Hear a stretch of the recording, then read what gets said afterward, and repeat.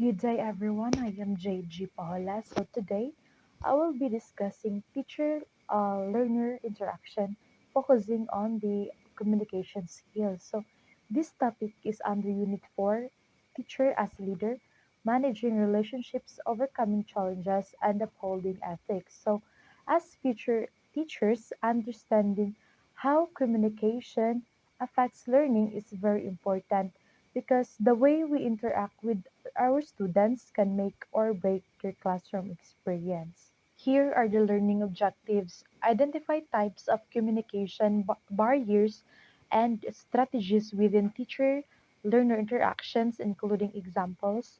Explain how effective communication improves teacher student interaction, relating it to the classroom or personal experiences. Value the importance of communication skills in teaching by reflecting on their applications as future educators.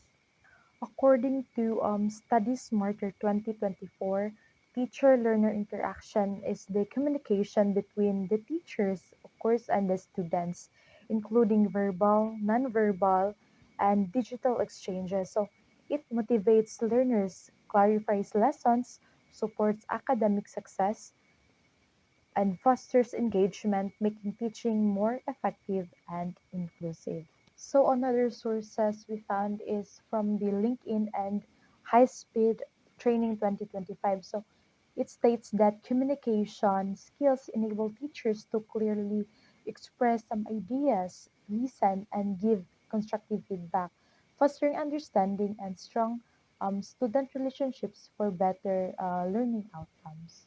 So why are communication skills very important?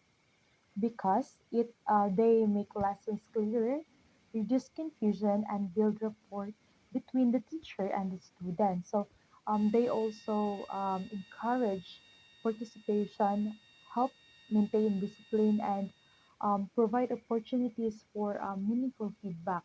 So without strong communication skills, misunderstandings and conflicts are likely to occur, which weakens the learner experience for the students.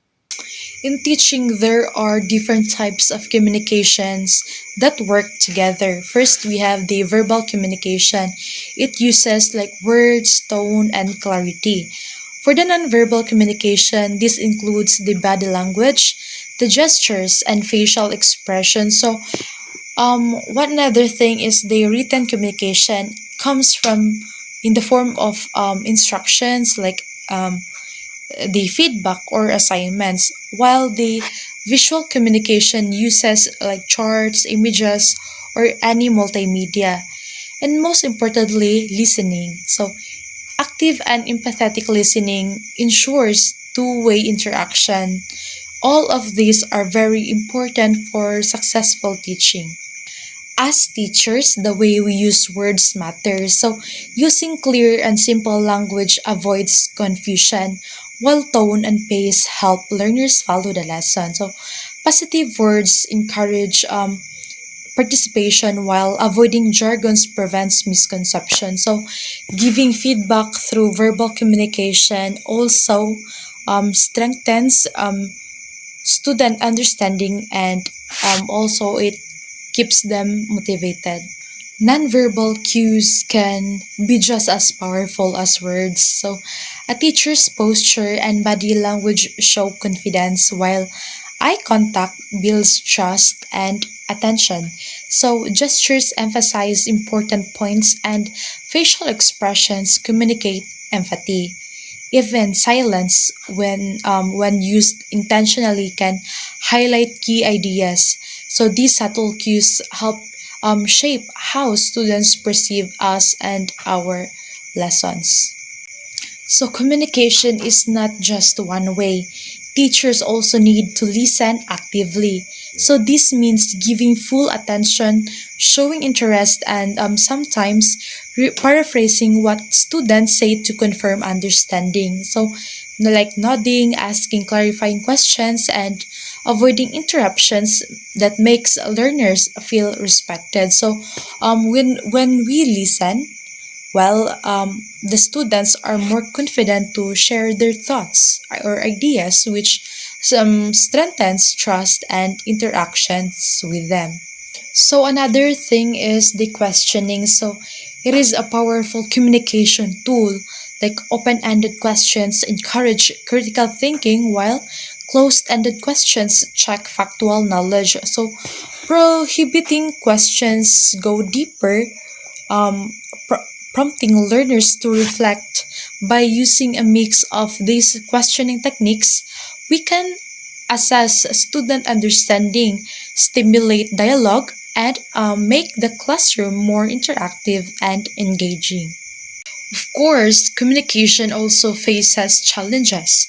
So barriers include like language differences, cultural factors like emotions, and distractions like noise. Sometimes teacher bias or the overuse of technical jargon also creates problems. And if feedback is weak or unclear, learners may easily misunderstand instructions. So when these barriers are not addressed, the results can be negative.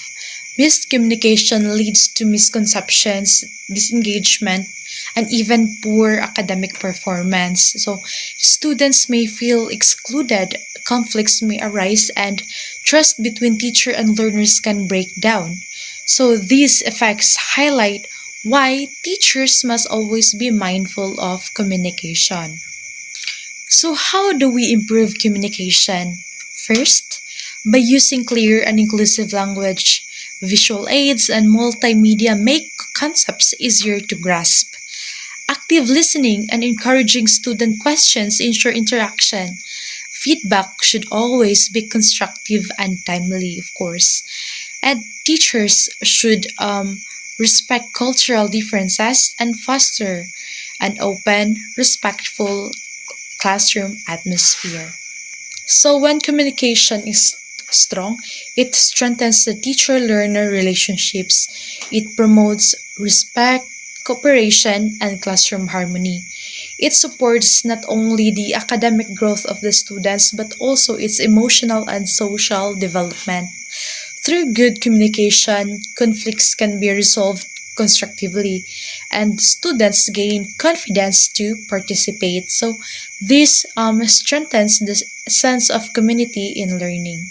To conclude, communication is truly the backbone of teaching and teacher leadership, of course. It requires the verbal, nonverbal, and listening skills. Barriers must be recognized and addressed, while the strategies and ethics guides us to communicate more effectively.